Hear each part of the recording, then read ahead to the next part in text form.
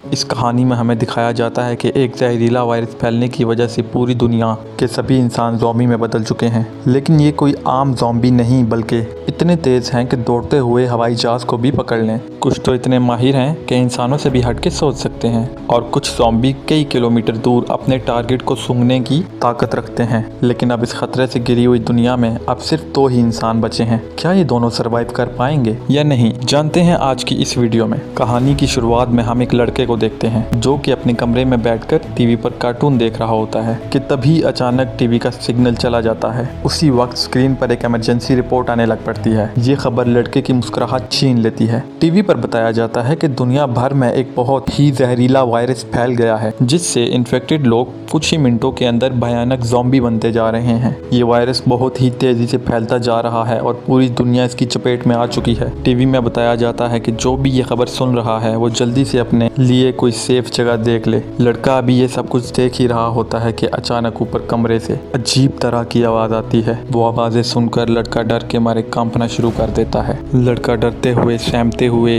धीरे धीरे ऊपर जाकर देखता है तो उसको पता चलता है कि ये सिर्फ उसकी बड़ी बहन का मजाक था। उसके बाद ये दोनों लड़के अपने माँ के कमरे की तरफ जाते हैं। वो बहुत ही परेशान होती है। वो फ़ोन करके अपने हस्बैंड को ये सारी सिचुएशन बताती है। उसका हस्बैंड जो कि एक पायलट है वो अपने बच्चों और बीवी को ये बताता है कि ये हर तरफ वायरस तेजी से फैल रहा है, इसलिए तुम सब मेरा इंतज़ार मत करो और यहाँ से निकल जाओ। वो अपने बच्चों से कहता है कि परेशान मत हो, सब ठीक हो जाएगा। वो अपने हाथ में पहना हुआ लकी ब्रेसलेट अपने बच्चों को दिखाता है। ये ब्रेसलेट उसकी बेटी अबीगेल ने बनाया था। ये देखकर अबीगेल बहुत खुश हो जाती है। दूसरी तरफ उनकी माँ जल्दी जल्दी से सामान इकट्ठा कर रही होती है। तभी उन्हें बाहर से चिल्लाने की आवाज़ें सुनाई देती हैं। इसीलिए वो जल्दी से अपने दोनों बच्चों को लेकर घर से बाहर निकल आती है। जैसे ही वो कार में बैठने लगे होते हैं अचानक एक ज़ॉम्बी उन बच्चों की मां पर अटैक कर लेता है। डर के मारे अबीगेल जल्दी से कार के नीचे छुप जाती है और अपनी आंखों के सामने अपने छोटे भाई और मां को ज़ॉम्बी के हाथों मरते हुए देखती है। वो ज़ॉम्बी उस छोटी बच्ची को देख नहीं पाता, इसलिए वो वहां से चला जाता है। ये छोटी लड़की डर से कांप रही होती है।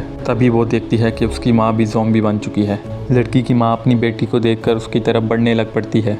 इससे पहले कि वो अपनी बेटी को मार पाती, ठीक उसी समय एक बंदा फरिश्ते की तरह आकर अबीगेल की मां को मार देता है और अबीगेल को बचा लेता है। थोड़ी देर बाद वो देखता है कि अबीगेल का छोटा भाई भी ज़ॉम्बी बन चुका है।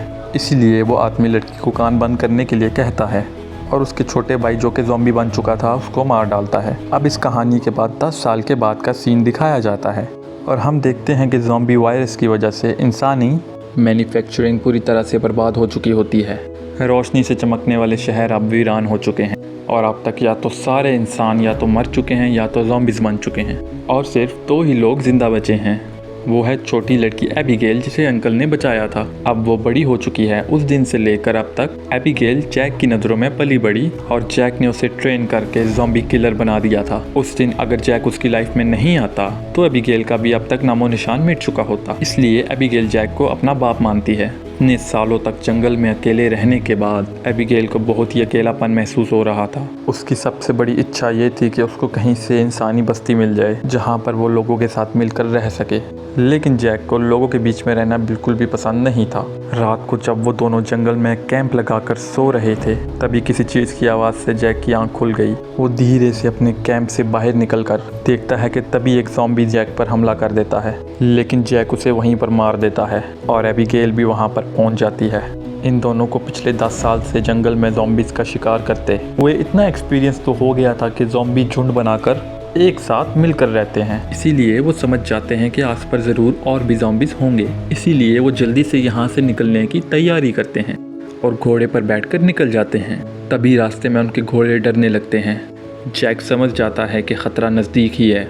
दोनों चारों ओर देखते हैं तो दूर उनको एक जीप ज़ॉम्बीज़ से घिरी हुई दिखाई देती है जहाँ पर एक नॉर्मल इंसान खुद को ज़ॉम्बीज़ से बचा रहा था। अब ऐसे भी दुनिया में इंसान, इसलिए अब इन दोनों को हर हाल में उस आदमी को बचाना था। जैक एबिगेल के निशाने का टेस्ट भी लेना चाहता था। इसीलिए वो एबिगेल से कहता है कि तुम इस आदमी को बचाओगी ताकि पता चले वो पूरी तरह से ट्रेन हो चुकी है या नहीं। जैक उसे कहता है कि सुकून टारगेट को निशाने पर करो और फिर उसे ट्रिगर दबाकर शूट कर दो। लेकिन एबिगेल जल्दबाजी में गोली चला देती है जिससे वो गोली ज़ॉम्बी के साथ साथ उस सर्वाइवल को भी लग जाती है।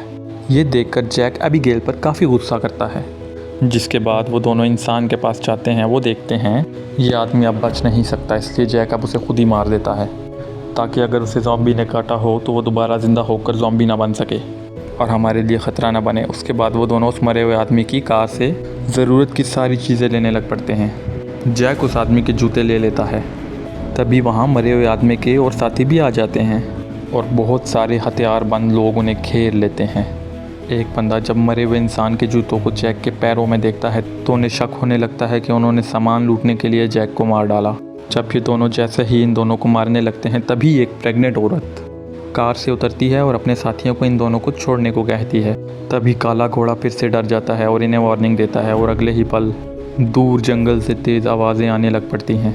बहुत सारे ज़ॉम्बीज़ तूफ़ान की तरह चारों ओर से उनकी तरफ तेज़ी से बढ़ना शुरू करते हैं। वो लोग इतने तेज़ रफ्तार से आते हैं कि इन्हें भागने तक का मौका नहीं दिया जाता, इसीलिए इनको वहीं पर हथियार निकाल कर मुकाबला करना पड़ता है। यहाँ पर सबके पास हथियार तो थे मगर ज़ॉम्बीज़ की तादाद काफ़ी ज़्यादा थी, इसलिए वो एक एक करके सबको मारते गए। बचे हुए लोगों के पास छुपने के अलावा और कोई ऑप्शन नहीं होता और जल्द ही ये बहुत कम लोग बच जाते हैं। इनमें से एक मजबूत आदमी ज़ॉम्बी के काटने का शिकार हो जाता है, इसलिए वो खुद को गोली मारने की कोशिश करता है लेकिन उसकी बंदूक में गोलियां ख़त्म हो जाती हैं। अब उन्हें पता चल चुका था कि वो उनसे नहीं लड़ सकते, इसीलिए एबिगेल प्रेग्नेंट लेडी को लेकर गाड़ी में बैठती है। गाड़ी में प्रेग्नेंट लेडी का हस्बैंड भी बैठा होता है और जैक गाड़ी स्टार्ट करके जल्दी से वहाँ से निकल जाता है। इस पूरे ग्रुप के अंदर अब सिर्फ ये 4 लोग ही जिंदा बचते हैं, बाकी सभी ज़ॉम्बीज़ के शिकार हो चुके थे। एक काले चेहरे वाला ज़ॉम्बी अपने साथियों को मरा देखकर बहुत ही ज़्यादा गुस्सा हो जाता है और दहाड़ने लगता है। दूसरी तरफ ये चारों अभी ही ज़ॉम्बीज़ से जान छुड़ाकर गाड़ी में सफ़र कर रहे होते हैं। रास्ते में जैक उस लेडी से पूछता है कि तुम कौन हो और यहाँ क्या कर रहे थे। पूछने पर पता चलता है कि ये बचे हुए लोग शिप टाउन नामी जगह पर जाना चाहते थे, जहाँ पर अभी तक इंसानी सोसाइटी कायम है। वहाँ पर अब तक सब फैसिलिटीज़ मौजूद हैं और हम इसीलिए वहाँ पर जाकर एक नॉर्मल ज़िंदगी गुजारना चाहते हैं। ये सब सुनकर एबिगेल बहुत ही खुश हो जाती है क्योंकि यही सब तो वो चाहती थी। इसी पर जैक ने कहा कि यहाँ पर कोई भी ऐसी कॉलोनी नहीं है, मैं पिछले 10 साल से जहाँ वहाँ भटक रहा हूँ, मुझे तो कोई ऐसी कॉलोनी नहीं नज़र आई। तभी अचानक बीच रास्ते में उनकी कार ख़राब हो जाती है। इस दौरान प्रेग्नेंट लेडी का हस्बैंड बाहर निकलता है। इसका नाम डेविड है। वो इनसे कहता है कि मैं एक मैकेनिक हूँ और मैं इसको ठीक कर दूँगा, लेकिन औजार ना होने की वजह से गाड़ी ठीक नहीं हो पाती। इसीलिए ये लोग गाड़ी को यहीं पर छोड़कर पैदल जंगल की तरफ निकल पड़ते हैं। कई किलोमीटर सफ़र करने के बाद वो लोग एक वीरान सोसाइटी में जा पहुंचते हैं, जहां पर ऊंची इमारतें अभी भी खड़ी हैं लेकिन हर तरफ सन्नाटा है। ये लोग अच्छी तरह से पहले इस जगह की जांच पड़ताल करते हैं। जब उन्हें कोई ख़तरा महसूस नहीं होता तो ये लोग यहाँ पर रात गुजारने का फ़ैसला करते हैं। रात को आग जलाकर खाना पकाते हैं। एबिगेल शिप टाउन की उस जगह पर जाने के लिए बहुत बेताब थी। वो उस प्रेग्नेंट औरत से उस जगह के बारे में और पूछना शुरू करती है। वो औरत उसे बताती है कि हमारा पहले से शिप टाउन में रहने वाले लोगों के साथ रेडियो पर कांटेक्ट हो चुका है। वो बहुत ही खूबसूरत जगह है जहां हम आज़ादी से रह सकते हैं। ये बातें सुनकर एबिगेल की आंखों में चमक आ गई और वो खुशी से झूमने लगी। दूसरी तरफ जैक बाहर चारों ओर जाल बिछा देता है ताकि अगर कोई ज़ॉम्बी आए तो ख़तरा करीब होने पर इन्हें फ़ौरन पता चल जाए। जैक अंदर आकर एक मैप निकालकर सबको समझाता है कि वो मेगन और डेविड को कुछ दूर तक पहुंचाएगा। उसके बाद दोनों अलग अलग रास्ते पर चले जाएंगे। एबिगेल जैक के इस फैसले से खुश नहीं थी। वो बाहर आकर उससे बहस करती है कि डेविड अपनी प्रेग्नेंट वाइफ को उस जगह तक सेफली नहीं पहुंचा पाएगा, इसीलिए हमें उनके साथ चलना चाहिए। जैक कहता है कि हमें समझदारी से काम लेना चाहिए। देखो, जहां पर लोग ज़्यादा होते हैं वहां पर ख़तरा भी ज़्यादा होता है। लेकिन एबिगेल जैक का ये फैसला नहीं मानती और नाराज़ होकर चली जाती है। हालांकि दोनों को ये नहीं पता होता कि वो गंजा ज़ॉम्बी उनकी गाड़ी को सूंघते हुए वहाँ तक पहुँच जाता है।